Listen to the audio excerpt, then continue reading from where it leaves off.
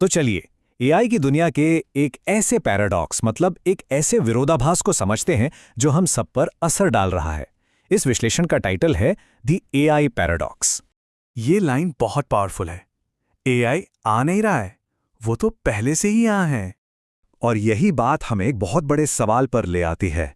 क्या एआई हमारी जॉब्स खत्म कर रहा है या फिर हमें 10 गुना ज्यादा प्रोडक्टिव बना रहा है?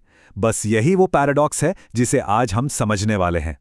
तो चलिए शुरू करते हैं और इस सच्चाई को करीब से देखते हैं। पहला सेक्शन, एआई पहले से ही यहाँ है। जब भी हम एआई के बारे में सोचते हैं ना, तो दिमाग में अक्सर रोबोट्स की इमेज आती है। लेकिन सच तो इससे कहीं ज्यादा चौंकाने वाला है। अब ये सिर्फ फिजिकल काम नहीं कर रहा, ये लिखता है, डिजाइन करता है, कोड करता है और हाँ, ये फैसले तक लेता है। और ये कोई छोटा मोटा बदलाव नहीं है। जरा सोचिए, एक जमाना था जब मशीनों ने हमारा फिजिकल लेबर मतलब शारीरिक मेहनत का काम छीन लिया था। लेकिन अब एआई हमारा मेंटल वर्क, हमारा दिमागी काम छीन रहा है। और बस यही एक बात सब कुछ बदल देती है।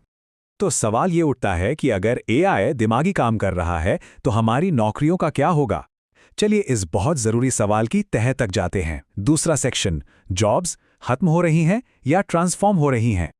तो क्या जॉब्स पर वाकई में खतरा है? इसका जवाब हाँ भी है और ना भी। देखिए, कुछ नौकरियां जैसे कि डेटा एंट्री हो गया, बेसिक कोडिंग, ये तो पक्का कम होंगी। लेकिन ज्यादातर नौकरियां गायब नहीं होने वाली, बल्कि वो पूरी तरह से बदल जाएंगी, ट्रांसफॉर्म हो जाएंगी। और ये बदलाव कितना बड़ा है, जरा सोच कर देखिए।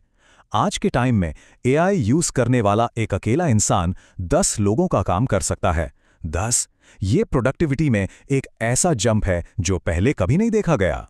इसका सीधा सा मतलब ये है कि कंपनियों की सोच बदल रही है।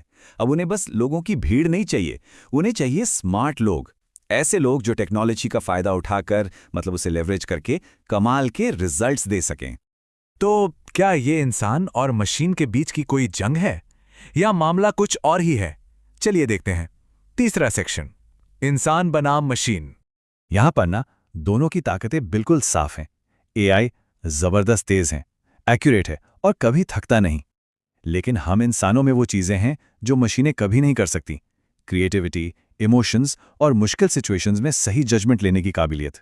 तो ये कोई मुकाबला नहीं है, ये असल में एक कॉम्बिनेशन है। फ्यूचर उन्हीं लोगों का है जो एआई की इस जबरदस्त पावर को अपनी इंसानी समझदारी के साथ मिला सकते हैं।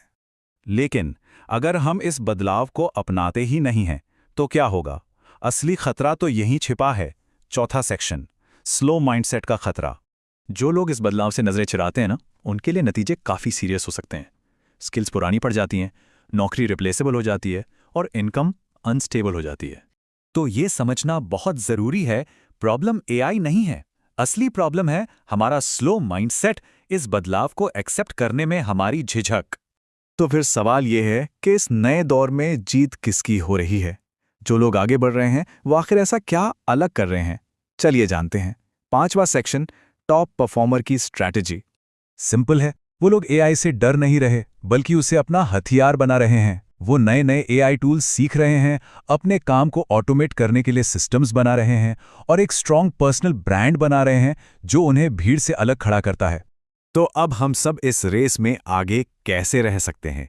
क्या इसका कोई फॉर्मूला है? जी हाँ, बिल्कुल है। छठा और आखिरी सेक्शन, सर्वाइवल का फॉर्मूला।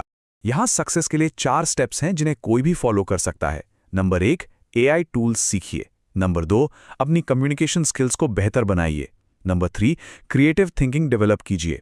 और नंबर 4, एक फास्ट लर्नर बनिए, मतलब हमेशा कुछ नया सीखने के लिए तैयार रहिए। एक बात याद रखिए, इस नए दौर में सिर्फ नॉलेज ही पावर नहीं है, असली पावर है स्किल।